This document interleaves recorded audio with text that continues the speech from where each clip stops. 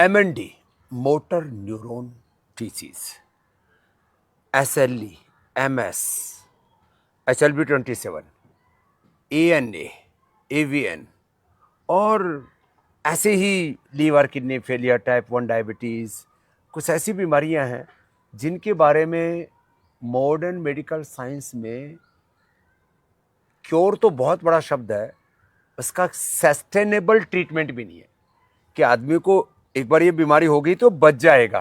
मतलब जैसे BP sugar की दवाएं खाते रहते हैं, मेंटेन करते रहते हैं, तो आदमी 50-60 साल भी उसकी ज़िंदगी कट जाती है।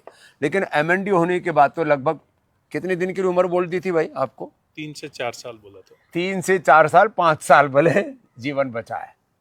ये राजस्थान पुलिस में कमांडो है हमारा भाई भंवर सिंह, और अब तो ASI हो गया है जी, ASM प्रमोशन हो गया। हाँ, अब उसका प्रमोशन हो गया है। लेकिन जब हुआ था और जब पता लगा MND की बीमारी है, किसने बताया था? चेकअप कराया था, अहमदाबाद गया था। सुधीर भाई शाह डॉक्टर हैं, सुधीर शाह बड़े डॉक्टर हैं, एशिया के बड़े डॉक्टर हैं। उनके पास गया, न्यूरो के, उनका अपॉइंटमेंट ही 2-2 और महीने इसमें हाथ में क्या हो गया था? हाथ ये पूरा पतला हो गया था, ये ऐसे मांस सूखता है, सब नस नाड़ियां सूखती हैं पूरी नस, और ये हाथ एकदम सुन्न हो गया था। और ऐसा हाथ लगता सूखने था लगता है, जैसे, फिर ये मांस सूखने लगते हैं यहाँ। और मांस फड़कता था, जैसे ऐसे अंदर से यूं फड़क होता था। पहले हाथों में, फिर ये फिर शरीर पर, फिर गले में आ जाता, आवाज बंद हो जाती, और फिर आदमी अपने आप को मरता हुआ तड़पता हुआ देखता है, दिमाग पूरा रहता है। ठीक कर रहे हैं डॉक्टर साहब? ये हमारे डॉक्टर हैं, ये हमारे MBBS MD डॉक्टर हैं गोपीनाथ दुबे जी। शॉर्ट में आपको क्या बोलते हैं? GN, doctor GN Dubey. Doctor GN Dubey, MBBS MD और गोल्ड मेडलिस्ट है, assistant professor government medical college. इनको भी मैंने अपने पास बुलाया। वैसे सारे डॉक्टरों को मैंने बुलाया अभी, शिवरात्रि से लेकर के होली तक मैंने कहा भाई सब आओ, रोगियों का इलाज करते करते कई बार डॉक्टर भी उनको BP शुगर, मोटापा, लीवर किडनी की प्रॉब्लम, और इन डॉक्टर साहब को तो थोड़ा एक बड़ी प्रॉब्लम हो गई थी HLB27। इसके बारे में भी ऐसी मान्यता है कि एक बार हो जाए तो ये भी नेगेटिव नहीं आती। तो मैंने डॉक्टर साहब को बोला, इनसे अभी बाद में बात करेंगे कि आपका पूरा, आपको तो पॉजिटिव करके भेजेंगे, लेकिन HLB27 को हम RA CRP को, इनको बीमारी को, MND को नेगेटिव कर देते हैं। तो फिर कितने दिन लगे तेरे को रिकवर होने में? कितने दिन रुके थे योगग्राम में?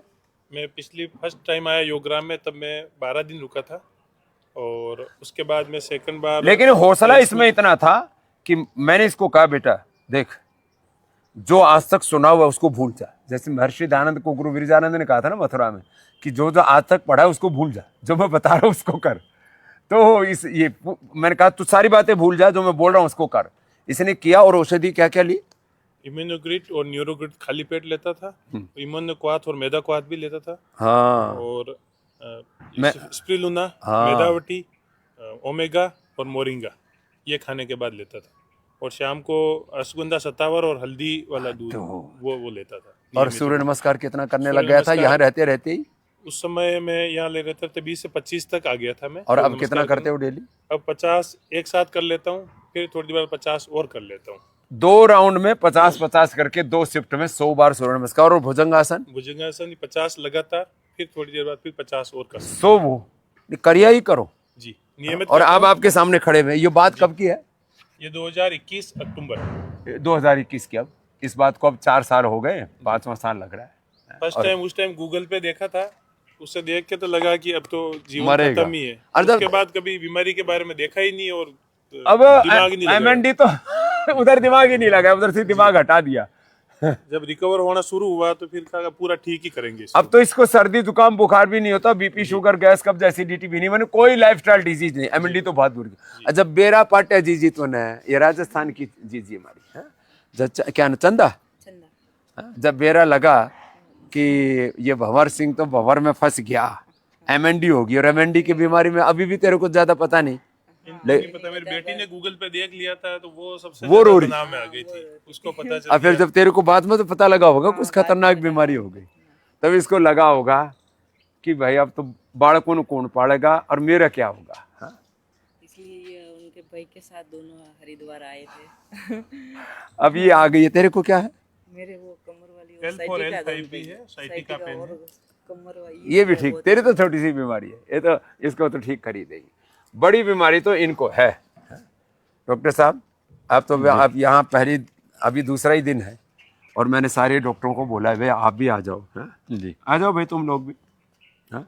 तो यहाँ आकर के आप क्या अनुभव कर रहे हो? एक तो चलो बढ़िया बढ़िया फूल खिल रहे हैं, बढ़िया बढ़िया पेड़ पौधे हैं, सब थेरापी हो रही है वातावरण पॉजिटिव है, लेकिन जो आपने अभी तक सुना था पतंजलि के बारे में, हाँ? जी। बैठो आराम से बैठ जाओ, यही बैठ जाओ। यहाँ आने से पीछे पुष्प आदि बड़ी अच्छे हैं।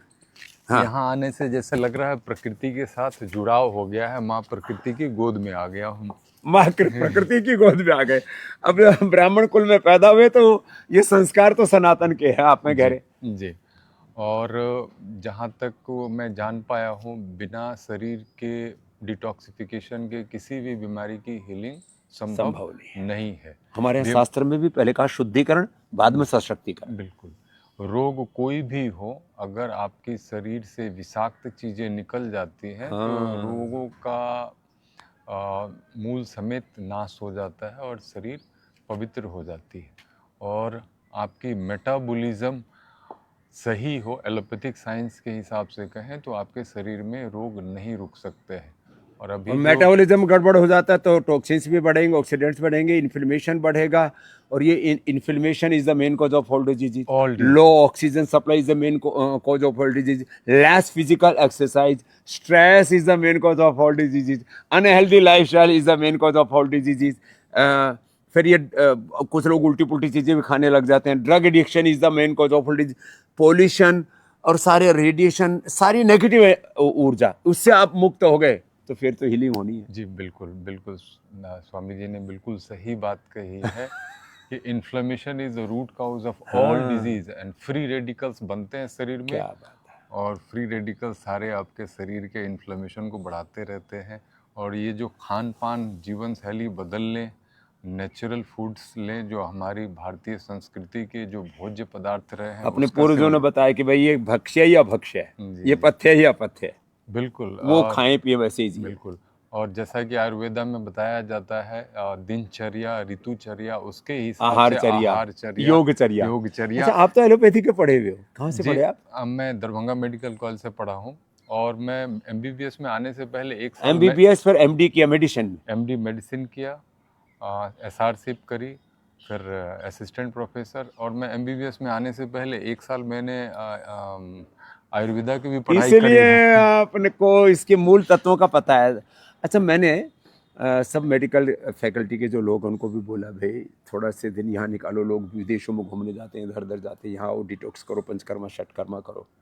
तो ये मैंने एक इनिशिएटिव लिया, क्योंकि काफ़ी लोगों ने भ्रम फैला दिया कि रामदेव तो डॉक्टरों का दुश्मन है। मैंने कहा भाई मैं डॉक्टरों का दुश्मन नहीं, मैं तो बीमारी का दुश्मन हूँ। आप क्या कहना चाहेंगे मेडिकल की फैकल्टी के जितने भी डॉक्टर्स हैं? आप कहीं छुट्टियों में सैर के लिए जाते हो, उससे बढ़िया आप 6-7 दिन, हफ्ते दिन का समय निकाल कर आए, प्रकृति की गोद में आए, अपने को डिटॉक्स करें और बीमारियों से मुक्त करें।